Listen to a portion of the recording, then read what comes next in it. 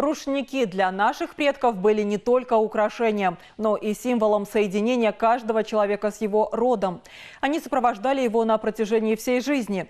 Как именно, расскажут посетителям в Музее истории Городницы. Здесь сейчас работает выставка «Рушник» как атрибут обычаев, традиций и обрядов белорусов. Сегодня на ней побывала Ольга Борисевич. Гэта выстава ручнікоў не пра унікальныя тэхнікі іх вырабу, а пра значэнне такіх тканых палотнаў для чалавека. Як вядома, у жыцці кожнага ёсць тры важныя этапы – нараджэнне, вяселле і смерць. І на кожным беларусаў суправаджалі ручнікі. Яны з'яўляліся ўжо з першым удыхам. Бабка-павітуха прымала нарадзіўшаяся немаўля на кусок белага палатна. Гэта ж той же самы ручнік. Але немаўля ў калыску клалі толькі пасля хрэсьбіну. Асабліва шмат ручнікоў было на беларускіх вяселлях. Яны выступалі сімвалам сувязі сямей двух родаў. Прычым выкарыстоўваліся і ў час самога вяселля, і ў час перад і паслявясельных абрадаў. У пасагу маладой таксама было нямала ручнікоў, што сведчыла аб працавітасці дзяўчыны. Рушніком павязвалі руку нявесты жаніха падчас вянчання.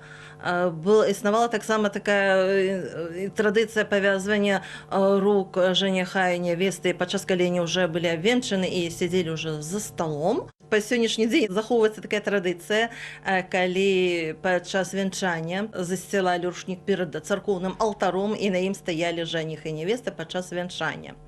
Таксама рушніком, так сказаць, абгортвалі традыцыйны вясельны каравай.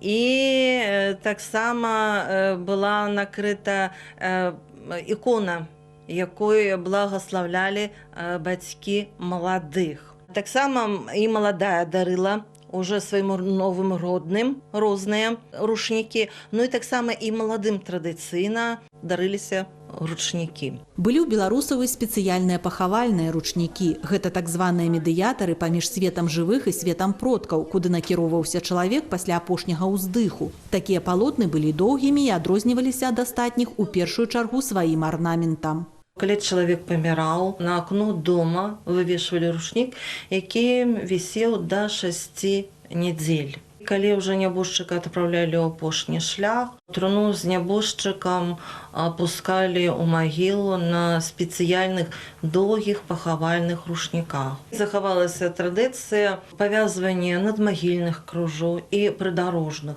І вось у нас на выстаўцы прадстаўлены ручнік, які датуецца 1928 годам. Усе ручнікі ў экспазіцыі з фондаў Гродзенскага гісторыка-археалагічнага музея, філіялам якога з'яўляецца музей гісторыі Гарадніцы. У іх больш за 300 такіх тканых вырабаў з розных куткоў Гродзеншчыны. Для выставы былі адабраны 3 дзясяткі, датаваныя канцом 19-га, першай паловай 20-га стагоддзя. У тым ліку і ручнікі, якія выкарыстоўваліся на святы, напрыклад, на Вялікдзень і ў палявых абрадах. Так, першы сноп на дажынках нашы продкі заўсёды абвязвалі ручнікамі. Сёння да гэтых вырабаў зусім іншыя адносіны, але ж не трэба забываць пра мінулае. Дакрануцца да яго ў Музеі гісторыі Гарадніцы прапануюць наведвальнікам да сярэдзіны снежня. Ольга Борисевич, Ярослава Ладзейшчыкава, тэлерадыёкампанія Гродна.